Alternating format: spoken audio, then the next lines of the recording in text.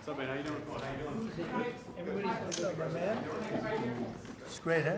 So you guys 30 years. with everybody? 30 years.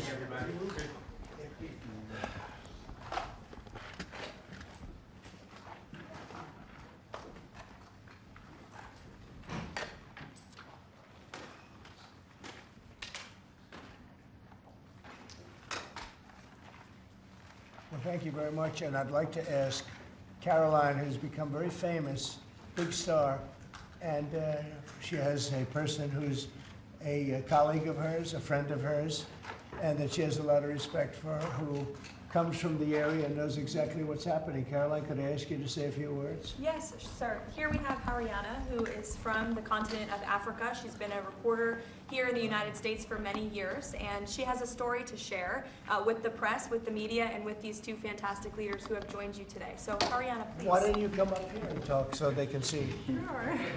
That'd be great. Thank you very much. Thank you, Mr. It's a great honor. Thank you, Mr. President. So, as Caroline has mentioned, President, first of all, I want to let you know that I'm the only African reporter accredited here at the White House and covered for the entire continent. So I just arrived from Congo, Democratic Republic of the Congo, yesterday. I went to see firsthand how the people is feeling and the president's message, President Felix Tshisekedi, about this upcoming peace deal. And let me tell you firsthand what I've witnessed myself. I spoke with the people on the street. I spoke with youth. They know your name. They know that a president named President Trump is working hard to finally bring peace to the country. I saw hope. They have hope now for a better day in Congo. They see what you're doing as a future, better future for Congo. And I had opportunity to sit down with President Felix Tshisekedi for an interview because I want to understand his mind, what he's thinking, his feeling about everything that your administration is doing. And he told me firsthand that for many years, many American presidents overlooked this conflict. They didn't do nothing. Even myself, I covered President Biden's administration. I pressed many times about this conflict. People are dying in Congo. This country has so much potential, but they need help because this war is destroying the country. Right. They never gave me any answer. And he told me, President Tshisekedi, that you have no idea, he's very thankful for what you're doing, for what your administration is doing, not only him, the entire Congolese people. They see that finally they will have hope. And President Tshisekedi also mentioned at the end of my interview that when peace finally comes to the Democratic Republic of the Congo, he's thinking to nominate you as a Nobel Prize Peace because he said you deserve, you have been working to bring peace in the world, not only at the Congo, and he's very hopeful to meet you in the future. That's so nice, boy, and that's so beautifully stated. And Caroline said, number one, she did say, and I shouldn't say this because it's politically incorrect, she said, she's beautiful, and you are beautiful. Okay? I'm not allowed to say that, you know, that could be the end of my political career, but I say it anyway. But you are beautiful, and you're beautiful inside. So I wish I had more reporters like you. So you covered Africa for a long time? Yes, for over 10 years. Wow. I cover even your first administration. Yes, I know that. That's great. Well, thank you. That's so nice that you said that. You. Appreciate it. And I have one more question, yes. Mr. President. Since we know in July or in the future, both President of Rwanda and the Congo will be coming to the United States. In Africa, President João Lourenço, the president of Angola, he is also the leader of African Union. Good. He worked very hard to bring peace, but unfortunately, let's get him here. Yes, that's okay. Right. Would you invite him for me? Of course. Okay. Of course. No, we'll have. I know that he works very hard, and he's the head of essentially the union. So the union all over Africa, not the kind of union that we have.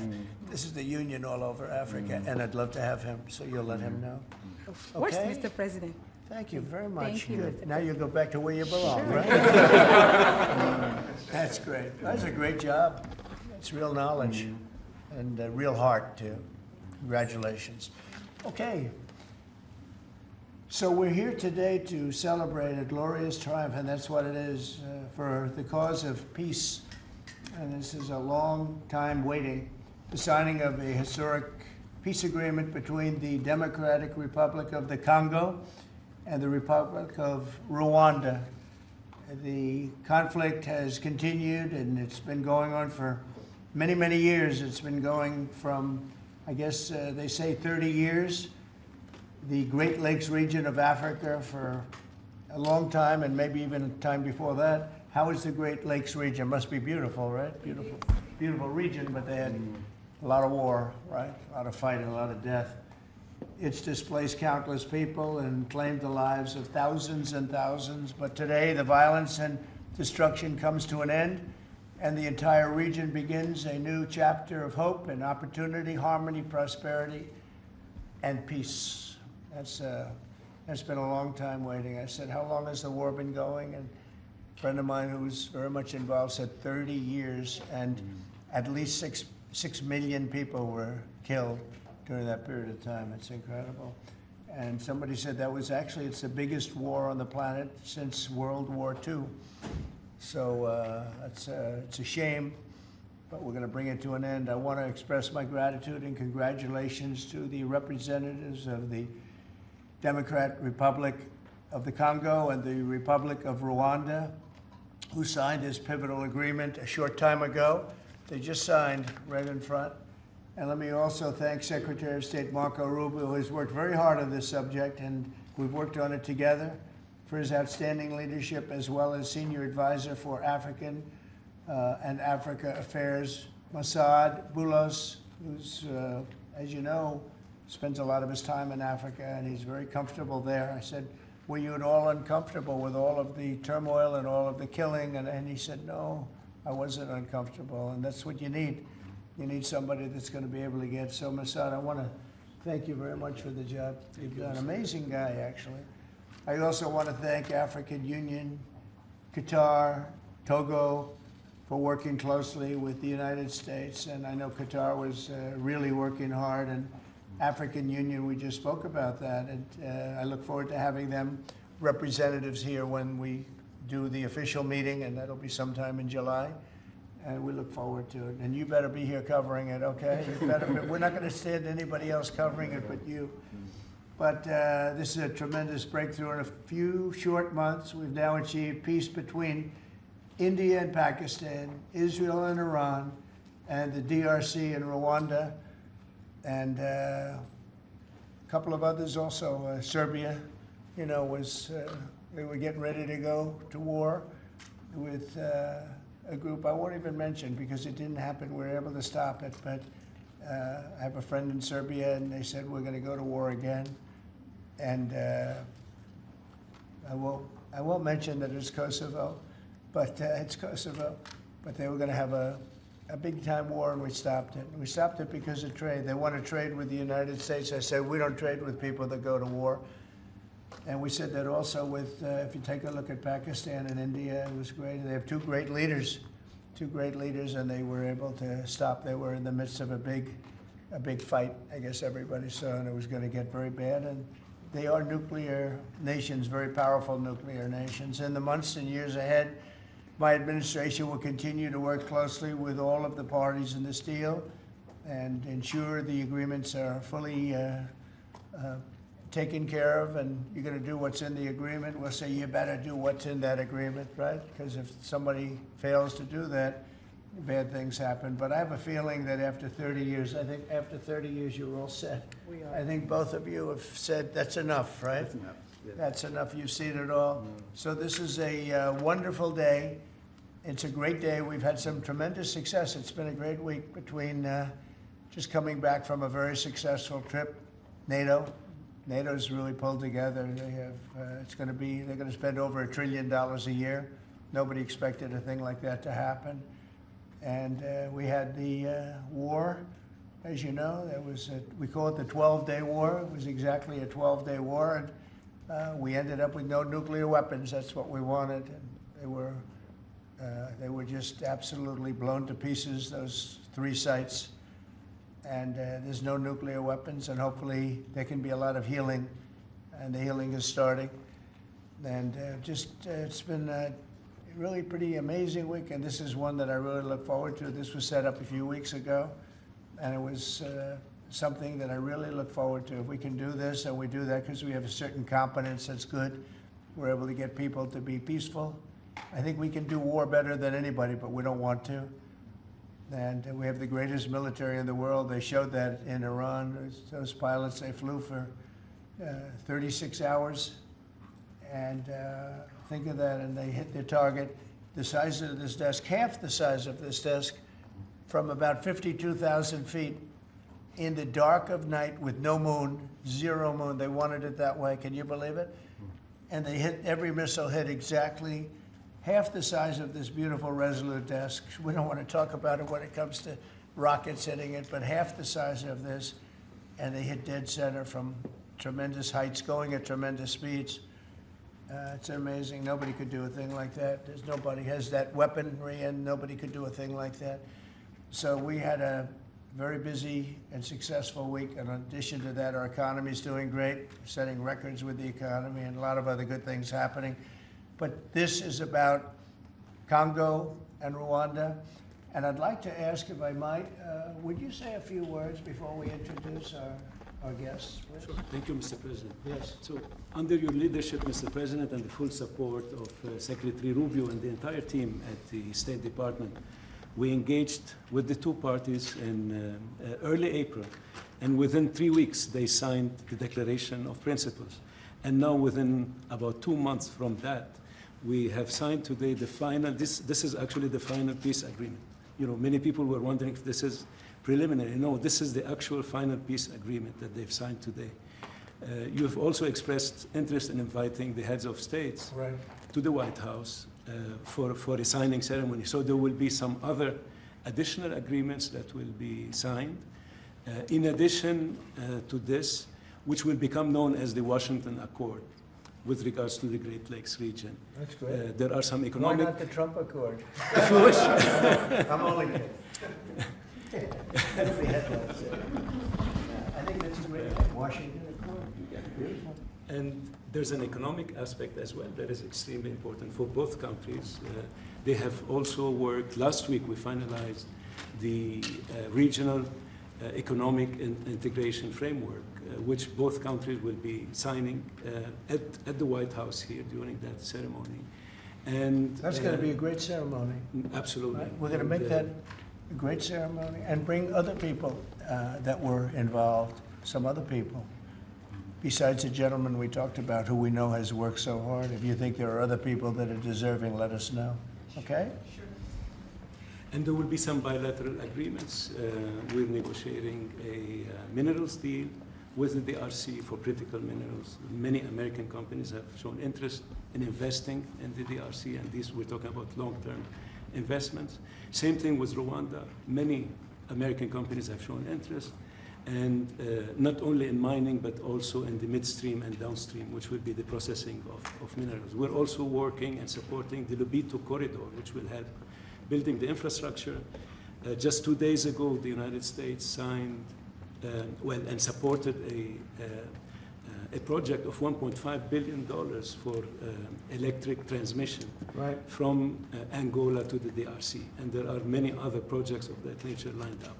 So we will be, under your leadership, Mr. President, we'll be working with the two countries very closely and with the support of Qatar to make sure that this agreement is implemented.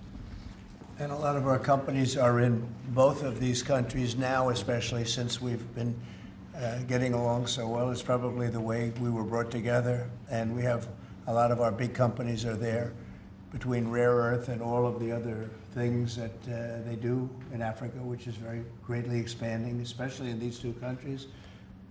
You have earth, they consider it to be about the best in the world, actually, I've heard. So we're doing a lot of different things, and it's all going to bring everybody together. That's how this all began, I guess. But the big thing is, the big thing for me is there's really only one thing, and that's getting a peace treaty with two countries that have been fighting for 30 years. And I want to thank you all. Will, if you could, Yes, you could bring the letters over. Of course, sir. So in front of you, as you said, sir, these are the actual agreements that were signed respectively by the foreign ministers of the Democratic Republic of Congo and Rwanda earlier today, witnessed by Secretary Rubio. We've also prepared for you two letters. This is to President Paul Kagame of Rwanda, expressing your appreciation and congratulations for everything that's happened already, and of course inviting him to Washington for, as Dr. Bula said, what we hope will be the Washington Accords. finally setting the terms for peace and prosperity in this region, hopefully for a very long time. That's great. That's beautiful. Very important. We're going to put a picture in there, right? As soon as this is over, they're going to put, we have a fast-moving photographer, Dan, who's going to put a nice picture of us here. Okay. Thank you. That's for you. And, Thank you. and this is a letter to President Nicosia of the Democratic Republic of Congo, again congratulating him on settling this long-running war and inviting him to Washington, D.C. for the final conclusion of the agreement, hopefully soon. That's great.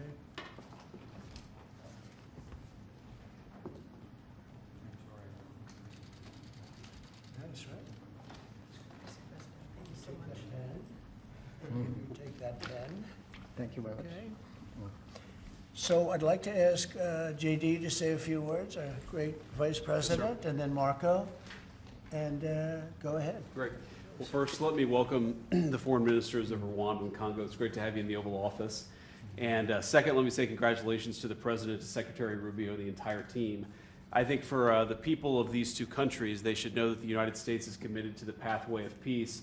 But to my fellow Americans, this is really a celebratory moment. This is a big moment for our country because under the President's leadership, we've taken what was 30 years of killing and war, the worst war in terms of death count since World War II, and now we're on a pathway to peace. And so if I think about what I know about these two countries, for 30 years, pretty much the entire time that I can remember these two countries being in the news, much of the story has been about them fighting one another, about them killing one another, and now we can look forward to a future where my children will look at this moment as the beginning of a new story, a story of prosperity and of peace. So thanks to the President, congratulations to the entire team, and to my fellow Americans, we should all be really proud because it's amazing what active presidential leadership can accomplish when it's geared towards peace and prosperity, and that's what we have in the Oval Office right now. So great job, sir.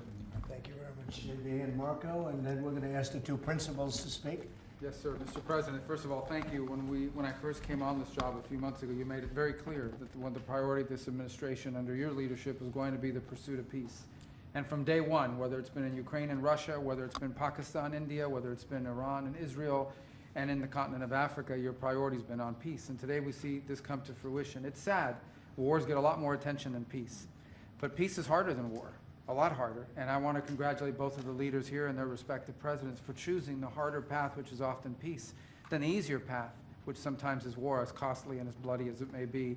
And I echo the Vice President's statements, and that is that Americans should be very proud that the #1 voice for peace in the world today is our president, your president.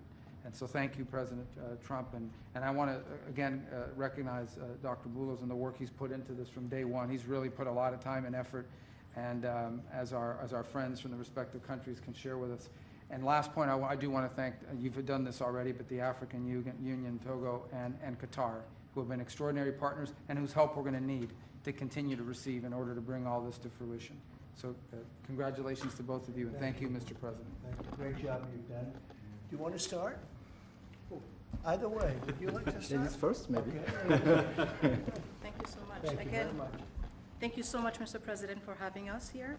I think I can summarize my contribution in 3 main points. First of all, thank you and congratulations indeed for this remarkable milestone, which is putting an end to 30 years of conflict and of suffering, and which is redefining the perspectives that millions of Congolese and of citizens of the greater Great Lakes region will have. The second point is stay committed, stay on board. We need the United States to make sure that this agreement holds and that you hold us accountable. And the third point is, if you stay on board, I think there are so many perspectives that we can transform our partnerships through and that can usher in an era of prosperity, of growth, and of shared bilateral relationships that go well beyond the challenges that we've shared together, and that can at least, or finally, focus on the potential and of the wealth that we can share. So again, our heartfelt gratitude to you on my behalf, but more importantly, on behalf of the people of the Democratic Republic of Congo. Thank you so much. Beautifully spoken, and I look forward to seeing your leader. They will, highly respected person, as you know. Indeed. Highly respected all over the world, but in Africa in particular. So sometime in July, we'll do something, big ceremony. We look Okay? forward to it. Thank you so very much. Please. Thank you very much, Mr. President. This is indeed a historical day because it's the signing of a peace agreement between Congo and Rwanda to end a conflict that has been going on for 30 years. And there has been many mediation, facilitation in the past, but none of them succeeded. And we believe that it's because of your leadership and your steadfast commitment to this process, with also a new approach of economic integration, regional economic integration, which is important to allow Rwanda and DRC working together, because this is a very rich region with cross-border trade, with minerals, with natural wealth. So with the US standing side by side with Rwanda and DRC, we believe that we will achieve a long-time peace. And we also believe that, as my colleague from DRC stated, it's important for the United States to stay committed, because today we signed, but now we need to implement what we have signed in order to open this new era you were talking about of prosperity, so that we can reap the economic dividend of peace. So for this economic integration framework to be implemented, it's important for the US to accompany the parties to implement what we have signed, because in the past we have signed so many agreements that were not implemented. And we are really, we believe that with your leadership, with the involvement of the United States administration, we will reach that goal. So thank you very much, Mr. President. Well, this will happen definitely. I can reach over. Do you want to just press them over to me? Sure. Let me have them. And I just wanted to give you each. These are your signed agreements. And we'll make sure that you follow through. We'll make sure you follow through. Yeah. We'll make sure that you follow through. Okay, that's for you. Thank you. And we have one other thing that we're going to give, that we give to special people only. It's a coin. Thank you. And I hope you do that. I'm going to give you a second one for your leader. Oh, cool. Thank you very much. And likewise, we'll do that. These are serious coins. You don't want to lose them. You'll be very. I think that your reporter from Africa should get one. What do you think? Is she allowed? I saw. I think yes. Are the reporters okay with it? Brian, yes? Darling, that's for you. Okay? You did a fantastic job. Thank you. And I heard you do a great job in covering everything. Thank you. And Mr. President, we actually have the pictures that you took earlier Oh, of let the me foreign see that. ministers here already. Thank you so much, Mr. President. Thank you. Let me see that. They're in this folder right here, sir. Okay, this one? Yes, sir. Oh, they look better than me. I don't like it. I don't like it. That's beautiful. That's very good. We have a good photographer. Beautiful. That's great.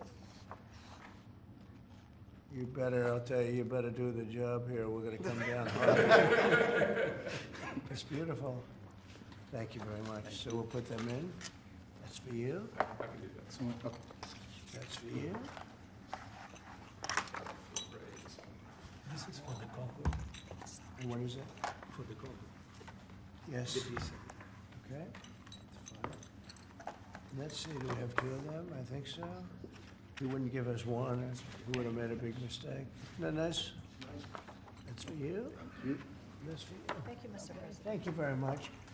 And you're all set, and this is for you. You're going Yes, to get it is. this. Good. Might as well hold it. Thank you so Thank you much. very much.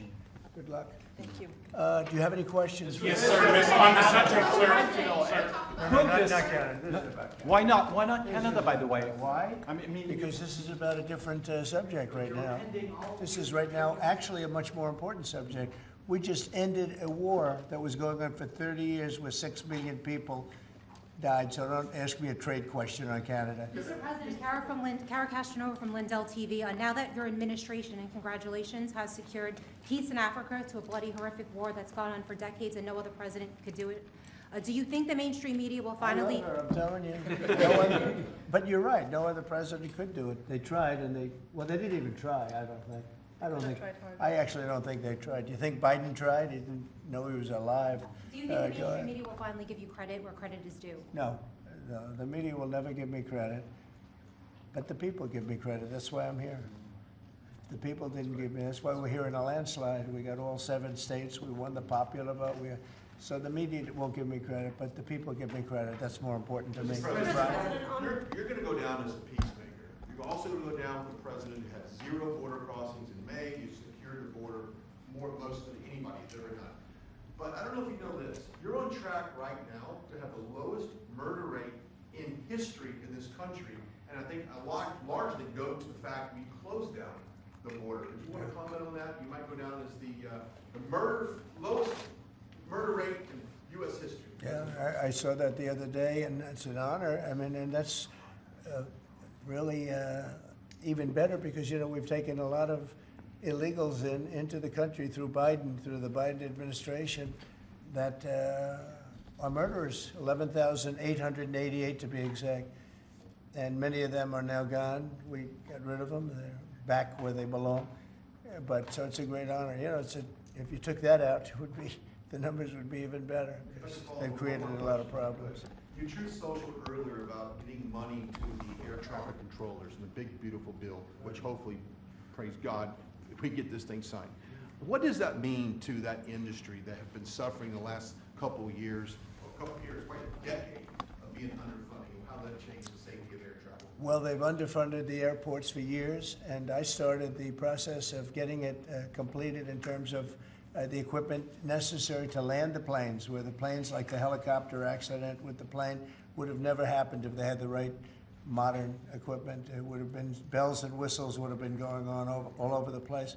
And I had that all set, but when I wasn't here, they totally dropped it. You had a terrible head of transportation. We have a very good one now, Sean Duffy. But you had Buttigieg, and he didn't know a damn thing. He'd ride to work on his bicycle. He didn't know what the hell was going on. He was terrible. So he totally dropped that. It was a project that should have happened, and I was all set. But we had a very sad experience with the voting, and so we didn't get to do that. But now I'm doing it, and we're going to have a great system. And it's funded partially by the bill. It's the initial funding is by the bill, and then it gets to be funded. The rest of it comes a little bit later as we build it out. But we're going to build out the best in the world. We have the best companies in the world. A couple of countries have very good systems. In fact, I noticed when I was landing, my pilot often would use the system of another country, and I said, "What are you doing that for?" He said, "The United States system is so bad." So we have the best companies that do that in the world bidding. You have Raytheon, you have IBM, you have a lot of different companies bidding, and we'll get the best one, the best system for the best price. And they're going to go to town and give us a system that will be better than any other system in the world, and you won't have planes bunking into each other at 35,000 feet. Mr. President, on the subject of peace deals, how close are you and your administration to a deal in terms of Gaza ceasefire right now? Often asked, and I think it's close. I just spoke with some of the people involved. It's a terrible situation that's going Gaza, he's asking about. And we think within the next week we're going to get a ceasefire. And we're supplying, as you know, a lot of money and a lot of food to that area because we have to, you have to. We're, in theory, not involved in it, but we're involved because people are dying. And I look at those crowds of people that have no food, no anything, and, we're the ones that are getting it there. Some of it's being taken by some bad people, once you give it and you give it out, and they're supposed to be taking care of the people, and they end up stealing the food and selling it. But we have a pretty good system now, but so we're helping with that. You see the lines of people that just get one meal, essentially. But it's too bad. Other countries aren't helping out. Nobody's helping out. We're doing that because I think we have to on a humanitarian basis. Like this, we didn't have to get involved in Africa, but we did because we thought it was, I've been reading, like JD said, he's, from much of his life, he's been just seeing about this brutal war. And it actually got a lot of publicity because of the level of brutality, right? It was, nobody's ever seen anything like it. And to be involved in that, I consider this the most important of my conferences today. We just had a great Supreme Court victory today, and everybody would say that was big, but you know, we're talking about saving thousands and probably millions of lives here. This is more important than anything. So it's great, but we're working on Gaza, trying to get it taken care of. And again, you know, a lot of food has been sent there, and other countries throughout the world should be helping also. And on another conflict that I know you've been working on, sir, is it true that you have reached out with a letter to North Korea's Kim Jong-un? Well, if there is a conflict, I get along with him very, very well, and we'll get the conflict solved with North Korea. I've had a good relationship with Kim Jong-un, and I've gotten along with him really great, so we'll see what happens. But somebody's saying there's a potential conflict. I think we'll work it out if there is. It wouldn't involve us, but again, we're very far away from a lot of these places that we're solving problems with. But I enjoy doing it, I like doing it, and it's the right thing to do, and we have an ability to get it done, so we're solving things that we didn't have a lot to do. Serbia, Kosovo, I told you, we solved a potential disaster. I can tell you that some of the countries that you're not going to hear about, but some countries that were ready to go to war with their neighbor are not going to go to war with their neighbor, and that's a great thing. We have a number of them. But I'm very happy about India and Pakistan because they actually have nuclear weapons. You know, when you talk about Iran, they were trying to get it, but India has nuclear weapons, Pakistan has nuclear weapons, high-level nuclear weapons both, and getting that solved was really great. We did it through trade, so it was a great thing. Mr. President, when it comes to nuclear weapons, Mr. President, are you concerned that the Iranians may have some enriched uranium at Pickaxe Mountain? No. The last thing they're thinking about right now is enriched uranium. They're not thinking about what they want to do is they want to get back to life, and they do want to meet me, and we'll do that quickly. We're going to do it quickly. We'll have a meeting. They said this morning that they don't want to meet with the U.S. Were they telling you something different in private? They may say that to you. Don't you think they want to meet me? Don't you think we have sanctions on there that they can't do anything? Wouldn't you think that they want to meet me? I mean, they're not stupid people, but they went through a lot, and they suffered, and so did Israel. Israel suffered greatly. It was a nasty 12 days, and yeah, we'll see what happens. Are you, Mr. President, are you considering sending Patriot missiles to Ukraine? Have you made up your mind about that yet? I may. Go ahead. On this context, Mr. President, there are a few unanswered questions that remain in this deal. For example, will Rwanda, on this deal, on this conflict, for example, will Rwandan troops pull back from parts of the DR Congo, and also will the M23 rebel group be allowed to remain in parts of eastern DR Congo? Do you have any answer to those Well, let me ask you that question. You want to answer that one? It sounds like an interesting question for you. Go ahead, please. Thank you very much. In the agreement we signed, we have taken the concept of operation for the neutralization of the FDLR, which is a vicious genocidal movement, and the lifting of Rwandan defensive measures. So this was already signed last year in November, so we will implement it. This concept of operation to do both things, to neutralize this movement, which has been destabilizing Rwanda for many years, and to lift our defensive measures. As for the M23, in the agreement also, we have decided to rely on the Doha talks, because there are currently talks between the AFC M23 and the DRC government to have a peace deal also that will complement the Washington peace agreement. So both things are taken care of. Thank you. Mr. President, will the United States be enforcing this agreement? Or Well, we're going to be working with them to get it enforced. They can enforce their own agreement, but we'll be putting a lot of pressure on to make sure it gets enforced. The two people in this room are very, very capable people, and they'll get it done. I think they'll get it done. They love their, one thing I learned very quickly is how much you love your country and you want to get it done. And they know it has to get done, otherwise bad things happen. But I think we're well beyond that. Other presidents should have done what I'm doing right now. They never did it. I don't think they ever tried. I don't think it's like they couldn't do it. I don't think they ever tried. And if they did, they wouldn't be able to do it anyway. And on the President, yes, thank you. Mr. President, can you share with us what can happen if one of the parts violate this peace agreement? Because we don't want war to come back to Well, DRC? I'd rather not say. I would just say that there are big penalties if they violate, and they're not going to. I don't think they will violate. I think they mean it, but we have very severe penalties, financial and otherwise. Okay. On the president, to go back to your Truth Social post on Canada specifically, why are you deciding to end trade talks with Canada, and what rate are you looking to set? So Canada put a charge on some of our companies, and Canada's been a very difficult country to deal with over the years. You know, we hear Canada, we have a great relationship with the people of Canada, but it's been very difficult. And they put a charge, and they were a little bit early. We found out about it. So, and we have all the cards. We have every single one. We don't want to do anything bad, but they have economically, we have such power over Canada. I'd rather not use it, but they did something with our tech companies today, trying to copy Europe. You know, they copied Europe. It's not going to work out well for Europe either, and it's not going to work out well for Canada. They were foolish to do it. And so I said, we're going to stop all negotiations with Canada right now until they straighten out their act. Okay? Is there anything Canada can do to change your mind about this situation? Well, no, they put a tax on companies that were American companies that they shouldn't, a very severe tax. And yeah, I guess they could remove it. They will, but I don't really, I mean, it doesn't matter to me. We have all the cards. We have all the cards. You know, we do a lot of business with Canada, but relatively little. They do most of their businesses with us. And when you have that circumstance, you treat people better.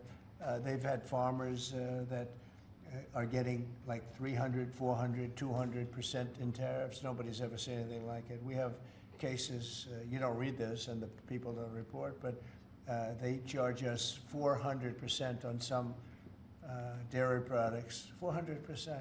Nobody writes that. It's not fair to our farmers, and we've got to protect our farmers. Sir, you just... Yeah, Brian, go ahead. You mentioned how much of a rate cut we would do to the interest on the debt. Earlier today, Director Pulte was on CNBC talking about how he suggested Powell should resign. Any comments on whether or not Powell should step down? I know you've been... Well, I don't have a comment. I'd love him to resign if he wanted to. He's done a lousy job. Look, if you were there, you'd say, well, you know, the United States is doing well. They have no inflation. And if they do get inflation in a year or two, we'll start raising the rates. We'll get rid of the inflation, you know, and do other things. Biden had the worst inflation in the history of our country. 19%, but I think it was much higher than that. Frankly, they say 19%. I say, I think it's a lot higher than that. And we have almost no inflation now. We've done a great job in a short period of time. Energy prices are way down. Gasoline now is down to close to $2 in a lot of places. A couple of places I see it even broke. It's like $1.98 a gallon. We've done a great job on inflation and honestly, pretty much everything else. I think it's very sad the way people act. You know, you have a guy in there that with the stroke of a pen could lower interest rates and save us hundreds of billions of dollars a year. But he's a stupid person. You know, it's very interesting. I'm not sure if he doesn't understand it, because you should be able to understand it. It's sort of 101 economics, but I'm not sure of that. But think of it, with the stroke of a pen, he talks about costs. We can save $600 billion, maybe even, these are nice numbers for you, right? $900 billion, $950 billion by lowering interest rates. And it's really just more of a paper movement. It's not like you're not cutting anything, you're not cutting jobs, it's just interest rates. And we're number 40 or 44, number 45. Some places that you wouldn't believe that, you know, I don't want to be disparaging, but they pay a lower interest rate than the United States of America. And without us, everything blows up. You know, we sort of control the world in that sense. But we have a guy that's just a stubborn mule and a stupid person that is making a big mistake. He's making a mistake. And it lasts for years, because when you do the debt, now, I've instructed my people not to do any debt beyond 9 months or so. Get this guy out. And whoever is in there will lower rates. If if I think somebody's going to keep the rates where they are or whatever, I'm not going to put them in. I'm going to put somebody that wants to cut rates. There are a lot of them out there. And I said this morning, a lot of the business shows today were saying, you know, Trump is right. He should be cutting rates. Think of it. We have a great country. We're making a lot of money. We're taking in billions of dollars in tariffs. We have $15 trillion of money that wants to be invested here, which is a record. In 2 months, it breaks any record that we've ever had for a whole year, and not even close. 15 trillion, and it's going to be much higher than that. That's after essentially 2 months, because, you know, we've been doing it for about 2 months, 2.5 months. $15 trillion breaks every record in the book. There's never been anything like this. We have factories moving in, we have car plants moving in, we have everyone wants to be part of the United States. And as I told you, and I say it to everybody, when I was in the Middle East, the King of Saudi Arabia, and Qatar, and UAE, all great leaders, they have all great leaders. All three of them said, you got the hottest country in the world, and you did it in, at that time I was there for 4 months, because we got back a little while ago. But everybody says it, not only them. We have the hottest country in the world right now. The only thing is we have a Fed chairman that is, he doesn't get it. And you could have substantially lower. Like if we cut him 2 points, would save more than 600, think of it, more than $600 billion just because you cut. But you can't go out to the market and say, well, we have a guy that's got us at 4% or 4.5%, and we want to pay 2% or 1%. I think we should be paying 1% right now. And we're paying more because we have a guy who's, you know, suffers from, I think, Trump derangement syndrome, if you want to know the truth. But he's not good for our country. The president of UK. No, Did you push not the you, president? not you. A related question on banking. There have been reports, Mr. President, that your administration is considering issuing an executive order about debanking, which is the practice of banks denying services based on people's political beliefs or industries such as crypto, people involved in that. Would you be open or interested to sign such an executive order targeting debanking, and what might? Well, I think the debankers, I think that banks, I can tell you because I've been a victim myself, because of my politics, that big banks were very nasty to us. And I actually think it was Biden's people that told them to be, because the one group of people that banks are afraid of are the regulators. They are petrified of the regulators. And I've seen the biggest banker. I can tell you, you see him on television all the time. If a regulator walked into the room, he gets all nervous and crazy. They're afraid of the regulators. And if the Biden people order the banks to be virtually closed, they can do anything they want. The regulators control the banks. It's not the president of the bank. The president of the bank is far less important to a bank than a regulator, and a regulator can put that bank out of business, just like bad prosecutors are very dangerous. You know, we had a couple. I had deranged Jack Smith and some others, and we kicked their ass, but it was, you know, it's a tough kind of a situation. Prosecutors are very dangerous. A great prosecutor is an amazing asset for a country, but a corrupt prosecutor, a bad prosecutor is very bad. Well, the regulators are the same thing, and when they tell the regulator to go and make life impossible for big banks or little banks, they really control it. So there is a lot of debanking, and they call it debanking, call it a lot of different names. Essentially, they make it impossible to do business, and those people are very bad and very dangerous, and they shouldn't be doing it. Sir, you told us that on taxes, Mr. President, could you please explain how taxes would go up by 68% if the bill isn't passed? Where does that number come from? Well, it comes from the fact that you have automatically the Trump cuts, which were the biggest cuts that we've ever had. Now, these cuts are even bigger, but from the last administration, we had the Trump cuts. It was a 5-year deal, and it comes due. When you add that to the cuts that you already have and other things, it amounts, according to what they tell me, about 68%. That would mean you'd have a tax, so that you know that the tax cuts that they got, the biggest tax cuts in our history, would immediately go up to that level. And that alone is a big chunk of the 68%. And then you have the other taxes that would accumulate. And they say that you'd have about a 68% tax increase. Sir, you said a moment ago that it won't work out very well for Europe on trade. Does that mean you want to cut off those negotiations as well and just tell them what? No, well, they've been very tough. The European Union was formed in order to take advantage of the United States on trade. That was why they were formed, and they're nasty. They're very nasty. We have a good relationship. I'm dealing with Ursula right now and the group, but it's a very it's a very tough situation. They have been unbelievably bad to us. If you look at past presidents, they've treated them very badly. They're being very nice to me because I get it. I know the system, and we have the cards. We have the cards far more than they do, and they have not treated us well, and they're coming to us right now. You know, I said I was going to put on a 50% tariff. As soon as I said that, I put it out on Truth. As soon as I said that, they came to the table. They didn't want to come to the table. My people were telling me, Scott was telling me, and the whole group was telling me that not a good situation. They want to tap it down the line. They don't want to really deal. So I said, we're going to put a 50% tariff on you. And Howard, as you know, was very much involved, Lutnick, Commerce. And he said, they don't want to talk. As soon as I put that on, I was getting calls from them like, can we meet tomorrow? And the problem is they have a lot of very unfair taxes. They have a lot of taxes that you wouldn't put on, and they sue all our companies. They're constantly suing Apple and Google and all of these companies, and they're getting, you know, in front of judges that essentially almost work for them. I guess they do work for them. They're European Union judges, and they're getting these crazy rewards. Apple was fined $17 billion, and others are being fined tremendous numbers of dollars. They're nasty people, and I don't want them affecting U.S. companies. I don't want that. If anybody's going to affect a U.S. company, I want it to be us. And if they're going to have to pay a penalty or a fine, let it be to us.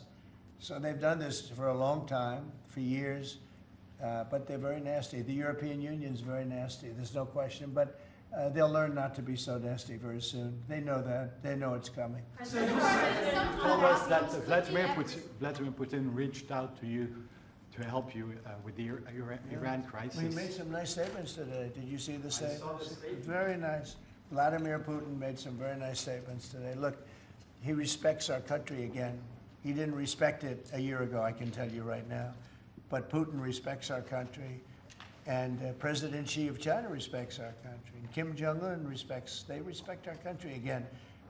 We were not a country that was respected just a year ago. We had a president that was incompetent. We had bad people circulating around this desk, this beautiful, resolute desk.